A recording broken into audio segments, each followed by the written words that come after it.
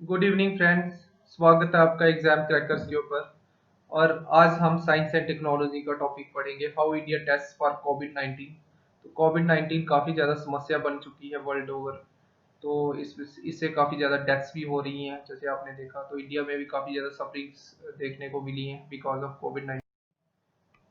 तो सबसे पहले R T P C R जो टेस्ट है वो यूज़ किया जा रहा था इसके लिए, इसकी डायग्नोसिस के लिए। तो अब एलिजा और ट्रूनेट जो हैं ये भी आईसीएमआर ने अप्रूव कर दिए हैं इसकी टेस्टिंग के लिए। तो सबसे पहले हम देखते हैं कि ये जो चार टेस्ट हैं जो इसके लिए यूज़ किए जाते हैं, उनमें जो दो हैं, R T P C R and Truenat, ये है डायग्नोसिस के लिए, जांच के लिए। और इनका टाइम पीरियड रहता है 3 आवर्स एंड 60 मिनट्स रिस्पेक्टिवली। तो इनकी जो कॉस्ट डिफरेंसेस हैं वो R T P C R की जो टेस्टिंग कॉस्ट थी, आई सी एम आर ने उसको कैप किया था 4500 रुपीज़ टिल 31 मई। अब इसके ऊपर कैपिंग जो है वो कोई कैपिंग नहीं रही है। और ट्रू नेट जो है, इसमें टेस्टिंग कॉस्ट रहती है 1000 to 1500 रुपीज़। तो ये जो दोनों टेस्ट हैं ये बेसिकली देखते हैं एक्टिव इन्फेक्शंस। तो एक्टिव इन्फेक्शन का कहने का मतलब ये है कि क्या पर्सन के अंदर जो वायरस है वो प्रेजेंट है या नहीं है, क्या उसके रेस्पिरेटरी सिस्टम में वायरल लोड है या नहीं है। ये देखा जाता है आरटीपीसीआर और ट्रू नेट के द्वारा। इसके बाद दो जो और टेस्ट हैं वो है ELISA and rapid antibody test. तो ये जो टेस्ट है ये बेसिकली एंटीबॉडी बेस्ड टेस्ट है। तो इनका यूज़ किया जाता है सर्वे पर्पस के लिए और एक्सपोज्ड पॉपुलेशन जो है उसका पता लगाने के लिए कितनी पॉपुलेशन एक्सपोज हुई है। इन केसेस में जो टेस्टिंग टाइम रहता है वो है 60 मिनट्स एंड 30 मिनट्स रिस्पेक्टिवली। और इनकी जो कॉस्ट है, एलिजा टेस्ट की कॉस्ट अभी तक फिक्स नहीं हुई है। और रैपिड एंटीबॉडी टेस्ट की कॉस्ट जो है वो है 600 रुपीज़। लेकिन इन इन दोनों टेस्ट में एलिजा टेस्ट जो है that is more more reliable, और रैपिड एंटीबॉडी टेस्ट जो है वो इतना रिलायबल नहीं है। अब हम जानते हैं एलिजा के बारे में। एलिजा 1974 में डेवलप हुआ था और इसकी फुल फॉर्म है इंजाइम लिंक्ड इम्यूनोसॉर्बेंट एसे। तो इसको इसलिए बोला जाता है enzyme linked immunosorbent essay because इसमें इंजाइम का यूज़ किया जाता है और ये डिटेक्ट करता है कि क्या जो पर्सन है उसकी बॉडी ने एंटीबॉडीज प्रोड्यूस की है पर्टिकुलर इन्फेक्शन के अगेंस्ट, जैसे कि एचआईवी के अगेंस्ट या कोविड कोरोना वायरस के अगेंस्ट। तो एलिजा टेस्ट जो है वो दो प्रकार के हैं कि इस पे मतलब वो दो प्रकार के हैं एंड इस बेसिस के ऊपर कि कौन सी एंटीबॉडीज हम टेस्ट करने जा रहे हैं। ये है immunoglobulin G and immunoglobulin M. तो आईजीजी जो है इसकी जो टेस्टिंग किट है वो अप्रूव हो चुकी है इंडिया में और ये लेटेस्ट स्टेज में डेवलप होने वाली एंटीबॉडी है आईजीजी जो है। आईजीएम जो है उसकी टेस्टिंग किट जो है वो डिटेक्ट करती है आईजीएम को, जो कि अर्ली स्टेज में ही प्रोड्यूस हो जाती है इन्फेक्शन के अर्ली स्टेज में। तो एलिजा टेस्ट जो है वो अप्रूव्ड है ओनली फॉर सीरो सर्विस, तो कि सीरम में इसकी प्रेजेंस है एंटीबॉडीज की कोरोना वायरस के अगेंस्ट एंटीबॉडीज की या नहीं। और ये बेसिकली इन्हीं के लिए अप्रूव्ड है, हाई रिस्क एरियाज के लिए, कंटेनमेंट जोन्स या immuno compromised individuals, frontline workers या हेल्थ वर्कर्स। इन लोगों का पॉपुलेशन सर्वे करने के लिए है कि क्या ये लोग वाकई एक्सपोज हुए हैं या नहीं हुए हैं। और इसके बेसिस के ऊपर गवर्नमेंट जो है वो पब्लिक हेल्थ इंटरवेंशन ला सकती है, जो इसकी कोरोना वायरस की जो सीरो प्रेवलेंस है उसको देख के, इसकी एंटीबॉडीज को देख के। उसके बाद हम जानते हैं आरटीपीसीआर के बारे में। आरटीपीसीआर जो है ये एलिजा टेस्ट से काफ़ी ज़्यादा एक्सपेंसिव है, जबकि एलिजा इनएक्सपेंसिव है और फास्ट है। पर ये सिर्फ पॉलिसी डिसीजन मेकिंग में काम आता है हमारे। इंडिविजुअल डायग्नोसिस के लिए आरटीपीसीआर का यूज़ किया जाता है कोविड में, वर्ल्ड ओवर इसका यूज़ किया जा रहा है। अर्लियर इसको इबोला और जीका वायरस की डायग्नोसिस के लिए यूज़ किया जा रहा था, आरटीपीसीआर को। आरटीपीसीआर जो है इंडिया में फाइनल कंफर्मेटरी टेस्ट है इसकी डायग्नोसिस के लिए, कोरोना वायरस की डायग्नोसिस के लिए। सार्स कोव 2 है ये। और इसमें क्या किया जाता है कि एक वायरल आरएनए को एक्सट्रैक्ट किया जाता है और फिर उसको एम्पलीफाई किया जाता है ताकि हम सार्स कोव 2 जो वायरस कोविड 19 के लिए रिस्पॉन्सिबल है उसको हम डिटेक्ट कर सकें। आरटीपीसीआर एक्सपेंसिव है पर ये गवर्नमेंट फैसिलिटीज में फ्री है। आईसीएमआर ने 97 किट्स को इवेलुएट करके 40 किट्स को अप्रूव किया अब तक।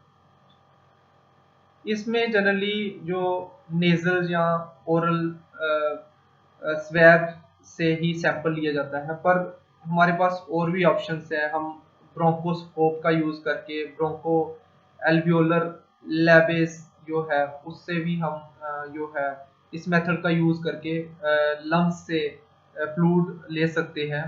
और क्योंकि लंग्स में जो हम फ्लूइड निकालते हैं ब्रोंकोस्कोप का यूज़ करके उसमें काफ़ी ज़्यादा चांसेस होते हैं, क्योंकि वहाँ पे हायर चांसेस हैं वायरस डिटेक्शन के, बिकॉज वहाँ पे वायरल लोड काफ़ी ज़्यादा हाई रहता है। अब जानते हैं हम ट्रू नेट। ट्रू नेट भी सिमिलर टेक्नोलॉजी है और ये प्राइवेटली डिज़ाइंड किट है। बेसिकली ये काफ़ी छोटी किट है। ट्रू नेट जो है ये Molbio diagnostic private limited Goa ने डेवलप की है और इसका कॉमन यूज़ जो है इंडिया में ऑलरेडी हो रहा है for tuberculosis and HIV testing के लिए।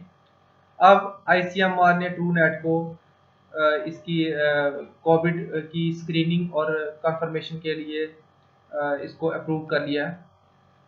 अगर एक व्यक्ति ट्रू नेट में पॉजिटिव आता है तब उसमें आरडीआरपी जीन जो है उसकी उसका कंफर्मेटरी ऐसे किया जाता है, और अगर ये भी पॉजिटिव आ जाता है तो तब एक व्यक्ति को कोविड पॉजिटिव जो है, कोरोना पॉजिटिव जो है वो घोषित कर दिया जाए। ट्रू नेट काफ़ी छोटी और पोर्टेबल मशीन है, बैटरीज पे ऑपरेट करती है और इसमें टेस्टिंग टाइम भी काफ़ी कम रहता है, 60 मिनट्स रहता है। और इसमें भी हमें नेजल और ओरल स्वैब से सैंपल लेना होता है। इंडिया में अब तक 800 जो मशीन्स हैं इसकी वो अवेलेबल हैं जो टीबी की टेस्टिंग के लिए यूज़ की जा रही हैं। तो इसलिए गवर्नमेंट को इसमें इन्वेस्ट करने की भी ज़रूरत ज़्यादा है। इसके बाद हम जानते हैं रैपिड एंटीबॉडी टेस्ट क्या है। तो रैपिड एंटीबॉडी टेस्ट जो है वो एंटीबॉडीज़ की डिटेक्शन करने के लिए हेल्प करता है हमारी।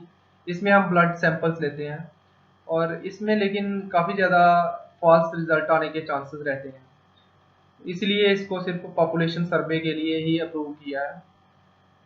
एलिजा जो है इससे ज़्यादा टेस्ट है। रैपिड एंटीबॉडी टेस्ट जो है इसमें ब्लड सैंपल को लिया जाता है फिंगर से और फिर उसको टेस्टिंग के लिए यूज़ किया जाता है। और इसमें प्लाज्मा या सीरम का भी यूज़ किया जा सकता है ब्लड के बजाय। आईसीएमआर ने 46 रैपिड टेस्टिंग किट्स को इवेलुएट करके 14 जो टेस्टिंग किट्स हैं, रैपिड एंटीबॉडी टेस्टिंग किट्स हैं, उनको अप्रूव किया है। उनमें से जो 11 जो मैन्युफैक्चरर्स हैं वो इंडिया बेस्ड हैं। तो आईसीएमआर का ये कहना है कि इन्फेक्शन के 7 to 10 डेज के बाद एंटीबॉडीज़ जो हैं वो अपीयर होती हैं और फिर काफ़ी दिनों तक ये रहती हैं ब्लड में। तो इसलिए एक व्यक्ति जो एक्सपोज्ड है कोरोना वायरस से, सार्स कोव 2 से, वो काफ़ी दिनों तक इसका पॉजिटिव रिजल्ट शो कर सकता है रैपिड एंटीबॉडी टेस्ट में। तो इसमें जो पॉजिटिव रिजल्ट होता है इसका मतलब ये नहीं है कि उसको एक्टिव इन्फेक्शन है। इसका मतलब ये है कि वो एक्सपोज हो चुका है कोरोना वायरस से। और एक नेगेटिव रिजल्ट का मतलब ये होता है कि इसका ये मतलब नहीं है कि उसको कोविड 19 नहीं है। हो सकता है उसको कोविड 19 हो, एक्टिव इन्फेक्शन हो, पर अब तक एंटीबॉडीज रिस्पॉन्स जो है उसमें ना आया हो। रैपिड टेस्टिंग किट्स 30 मिनट्स में अपना रिजल्ट देती हैं, पर ये 100% रिलायबल नहीं है। कई बार ये फॉल्स पॉजिटिव रिजल्ट्स भी दे देती हैं।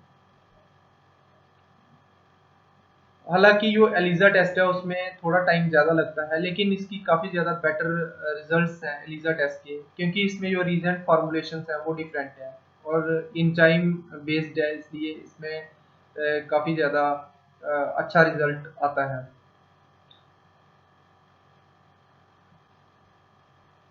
क्योंकि ये इतना रिलायबल नहीं है, इसलिए आईसीएमआर ने इसको अप्रूव नहीं किया है अब तक डायग्नोसिस के लिए रैपिड एंटीबॉडी टेस्ट को।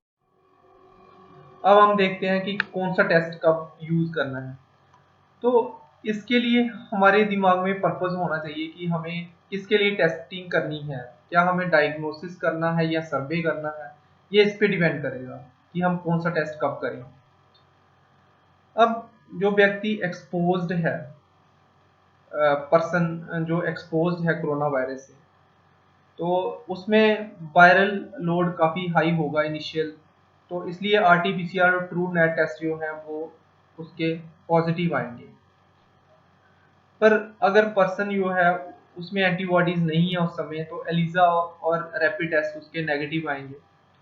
और फ्यू डेज के बाद क्या होगा, ओवर ए वीक एंटीबॉडीज उसमें प्रोड्यूस हो जाएंगी, तब आरटीपीसीआर जो है या ट्रू नेट टेस्ट है वो दोनों उसमें नेगेटिव आ सकते हैं। क्योंकि अगर उसमें एक्टिव कोरोना वायरस खत्म हो चुका है तो आ सकते हैं नेगेटिव।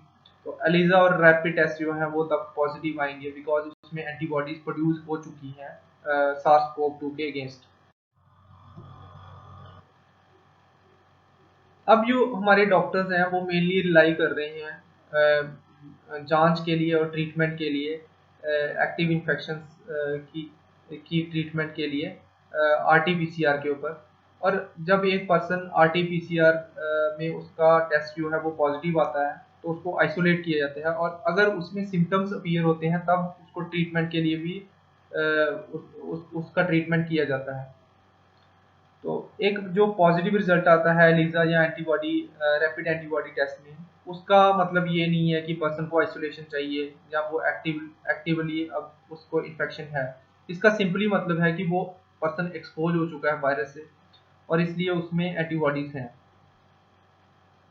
तो ये जो दोनों टेस्ट हैं ये चीपर हैं आरटीपीसीआर से, इसलिए इनका लार्ज स्केल पॉपुलेशन सर्वे के लिए इनको यूज़ किया जा सकता है, एलिजा को और रैपिड एंटीबॉडी टेस्ट को।